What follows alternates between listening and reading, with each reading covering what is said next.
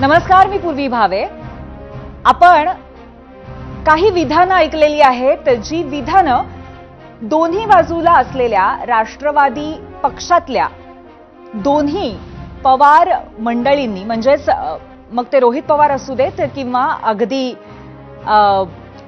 शरद पवार असू देत, यांनी म्हटलेली आहेत. त्याच्यावरती आपण एक नजर टाकूया. काय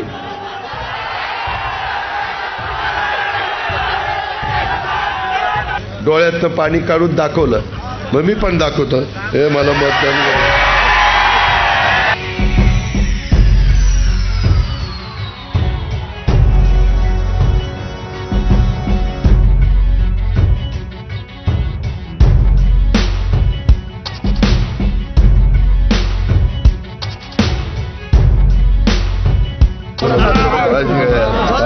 दर्शन काका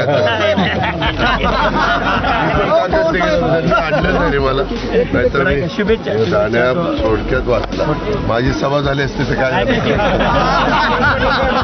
चांगल्या पद्धतीनं विकासाची कामं होण्याच्या दृष्टिकोनातून त्या त्या भागामध्ये जनतेने महायुती सध्या सत्तेवर असल्यामुळं महायुतीला सहकार्य करावं. पण सत्तेच्यासाठी भाजपबरोबर जाऊन बसायचं ही भूमिका तुम्ही मांडत असेल तर हा विचार काँग्रेसचा विचार नाही.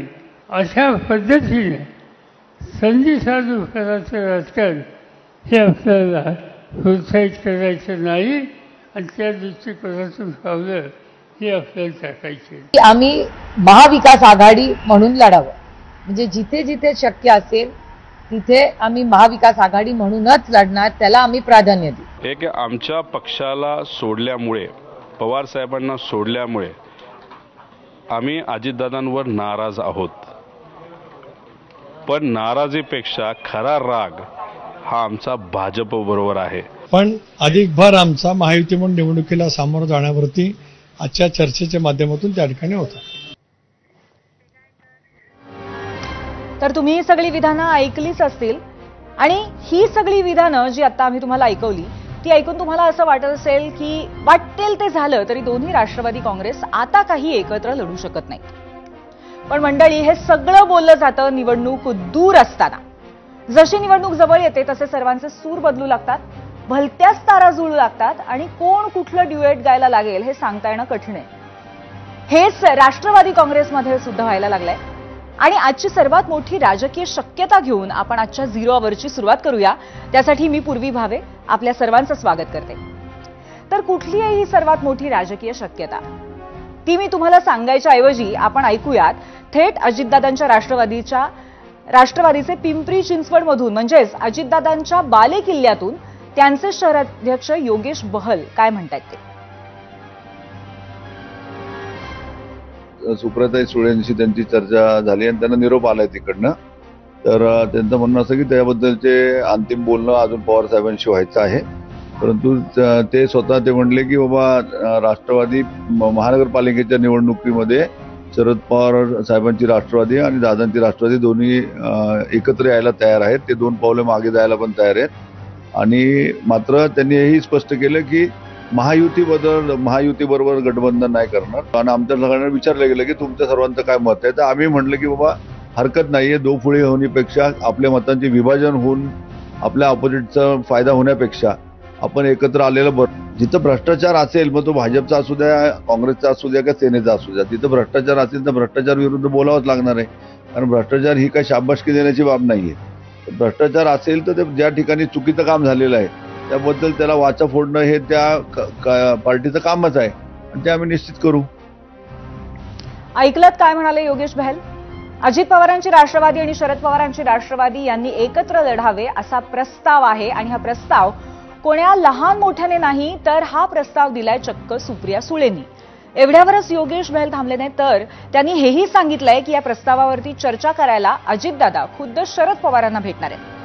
आता खरं तर योगेश बहल यांचा हा दावा आहे, पण दिवसभर ही बातमी चालली तरी ना अजित पवार, ना सुप्रिया सुळे, ना शरद पवार कोणीच याचं खंडन केलेलं नाहीये. त्यामुळे मी म्हटलं की निवडणुकीतील आजची बातमी सर्वात मोठी राजकीय शक्यता आहे. बरं, आता जर पिंपरी चिंचवडमध्ये अजित पवार आणि शरद पवार एकत्र येण्याचा विचार करत असतील तर इतर ठिकाणी जिथे जिथे त्यांना फायदा दिसतोय तिथे तिथे ते का थांबतील? त्यामुळेच तर आता अनेक राजकीय शक्यता खुल्या झालेल्या आहेत आणि म्हणूनच आम्ही आजचा प्रश्न या नव्या शक्यतेवरती आधारितच विचारलेला आहे. तो बघायला जाऊया आपल्या पोल सेंटरला. आजचा आम्ही विचारलेला प्रश्न आहे, दोन्ही राष्ट्रवादी एकत्र आल्यास त्याचा सर्वात जास्त फटका कुणाला बसेल असं वाटतं? भाजप, ठाकरे बंधू, काँग्रेस, शिवसेना असे 4 पर्याय आहेत. अजूनही आपण वोट करू शकता सोशल मीडियावर.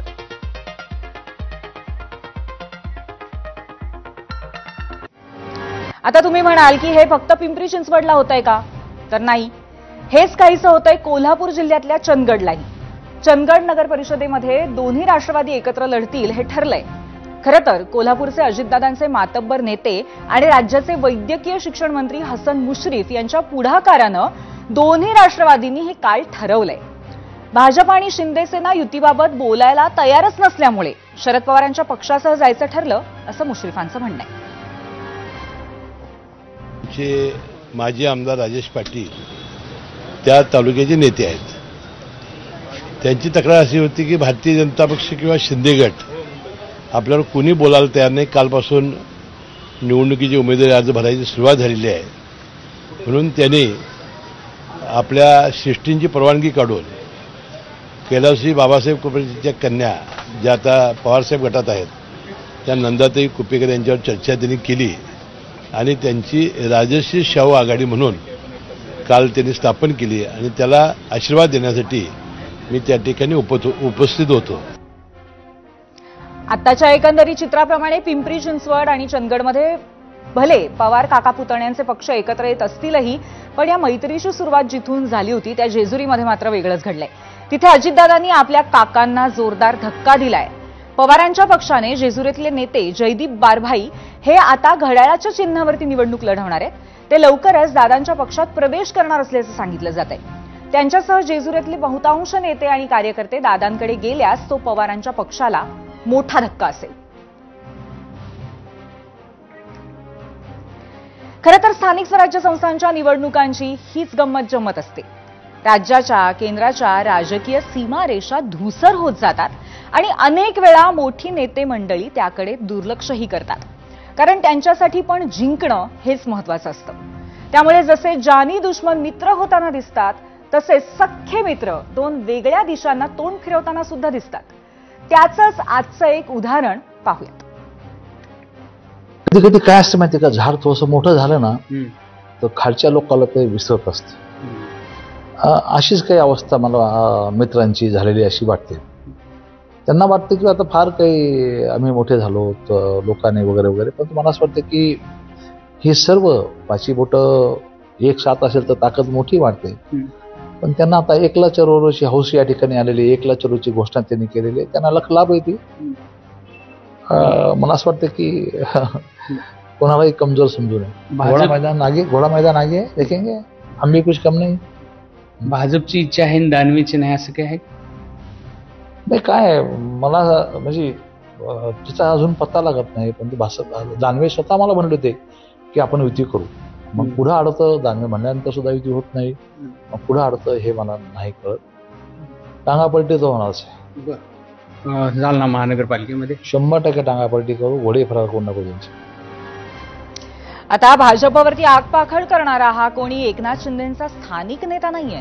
हे आहेत अर्जुन खोतकर, शिंदे सेनेचे जालन्याचे बडे नेते, 4 वेळा विधानसभेवरती निवडून गेलेले, मंत्रीपद भूषवलेले. त्यातही खोतकर त्याच दिवशी हे बोलले ज्या दिवशी तिथे एकनाथ शिंदेंचा दौरा होता. त्यामुळे हे खोतकर बोलतायत की त्यांच्या मुखातनं एकनाथ शिंदे भाजपला इशारा देतायत हे सांगता येणार नाही. बरं, शिंदेंचा एकच मोठा नेता असं बोलला असं नाही, तर माजी खासदार कृपाल तुमाने यांनाही आज एकदमच राग आला. सन्माननीय बावनकुळे साहेबांसोबत बोलणं झालं आहे, आनंदराव राऊतांसोबत झालं आहे, मनोहरराव कुंभारेंसोबत झालेलं आहे. त्यांची पण इच्छा आहे की महायुती व्हायला पाहिजे, आपण बसू. हा निर्णय 15 तारखेपर्यंत झालाच पाहिजे. 15च्या आत हा निर्णय करणं अत्यंत गरजेचं आहे, कारण उमेदवार सर्वांचे फायनल आहे. आता आमची 27 ठिकाणी म्हणजे 15 नगर परिषदा आणि 12 नगरपंचायतीमध्ये आमचे उमेदवार सर्व तयार आहे. मग वेळेवर आम्हाला त्यांना सांगावं लागेल, कारण आमचे एबी फॉर्म आलेले आहे. आम्ही एबी फॉर्मसुद्धा तयार करून ठेवलेले आहे. पण त्याच अनुषंगाने आम्ही थांबवलेलं आहे. 15 तारखेपर्यंत आम्ही आमचं थांबू. सर्वच महायुतीचे जो इतर पक्ष आहेत ते सर्वच माझ्या संपर्कात आहे. आता खोतकर आणि तुमाने यांच्यात अंतर शेकडो किलोमीटरचं असलं तरी दोघांचं म्हणणं मात्र सारखंच आहे. दोघेही शिंदे सेनेचे मोठे नेते आहेत. त्यामुळे पुन्हा एकदा तेच, हे कृपाल तुमाने बोलत आहेत की त्यांच्या मुखातनं शिंदेंचा इशारा भाजपपर्यंत पोहोचवला जातोय, हा प्रश्नच आहे. बरं, दुसरी शिवसेना म्हणजेच उद्धव ठाकरेंच्या पक्षामध्ये सगळं आलबेल आहे असं आहे का? तर नाही. कारण आहे अगदी अशीच काहीशी एक आघाडी. कणकवलीमध्ये अगदी जानी दुश्मन एकनाथ शिंदेंच्या पक्षाबरोबर आघाडीच्या शक्यतेचे दरवाजे उद्धव ठाकरेंच्या स्थानिक नेत्यांनी उघडले. भाजप म्हणजेच नितेश राणेंना कणकवलीमध्ये टक्कर देण्यासाठी म्हणून रणनीती आखत शहर विकास आघाडी बनवण्याच्या हालचाली सुरू केल्या. या आघाडीमध्ये नुकतेच शिंदेंकडे आलेले राजन तेली आणि ठाकरेंचे संदेश पारकर असणार होते अशी चर्चा आहे. मात्र अप्रत्यक्षपणेही शिंदेंसोबत जाण्यास ठाकरेंनी ठाम विरोध केल्यानंतर आता हा आघाडीचा प्रयोग गुंडाळण्यात येण्याची शक्यता आहे.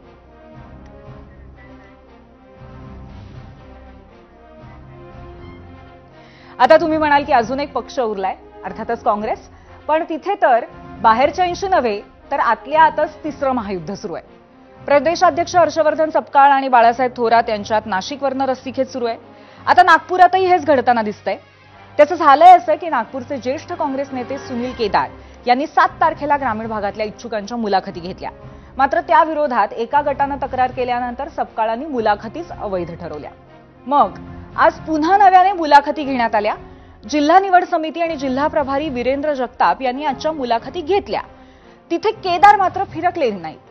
जगतापांनी मात्र बैठकीपूर्वी काँग्रेसमध्ये गटबाजी नसल्याचाच राग आळवलाय. बघूया.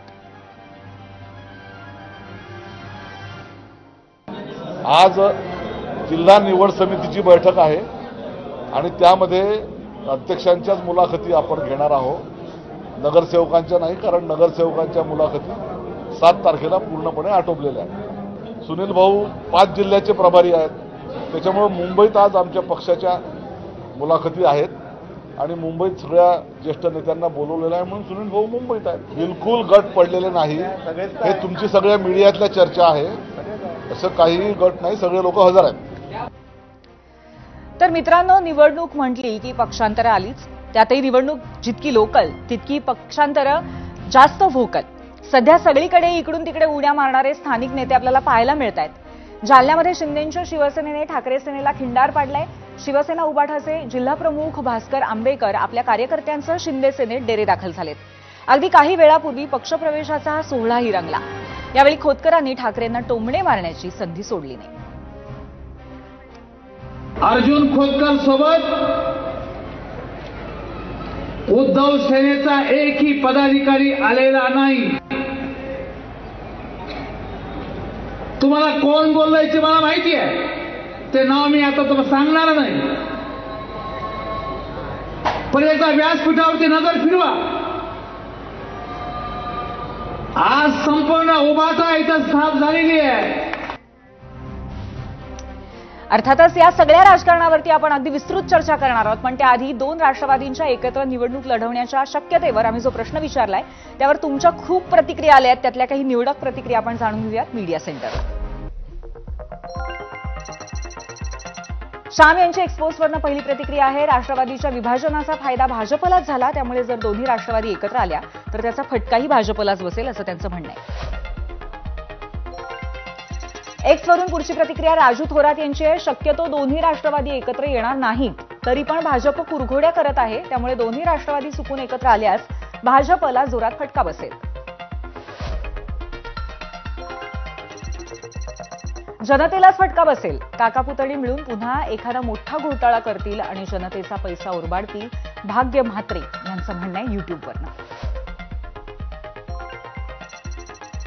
कोणालाच नाही कारण सगळे ठरलेले आहेत. मूर्ख आम्ही जे मतदानाच्या दिवशी सुट्टी एन्जॉय करायची सोडून मतं द्यायला जातो. ऋषिकेश गार्दी यांनी युट्यूबवरनं अशी प्रतिक्रिया दिली आहे. खरा फटका तर दोन्ही बाजूच्या बिचाऱ्या कार्यकर्त्यांना बसणार आहे. पक्षासाठी मैत्रीत वैर घेऊन बसलेत ते. दीक्षा पाटील म्हणतायत फेसबुकवरनं.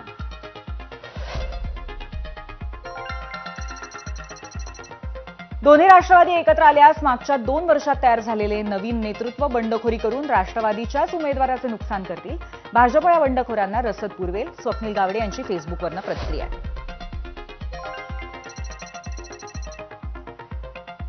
दोन्ही एकत्र आल्यावर पहिले एकमेकांची डोकी फोडतील, मग राहिलेले फोडत बसतील. नवीन यांची प्रतिक्रिया इंस्टाग्रामवरनं आहे. इंस्टाग्रामवरनंच पुढची प्रतिक्रिया अतुल पवार यांची बघूयात. हा प्रयोग फक्त पिंपरी चिंचवड आणि पुणे महानगरपालिका क्षेत्रात होणार आहे, त्यामुळे कुणालाच फायदा आणि तोटाही होणार नाही, असं त्यांचं म्हणणं आहे.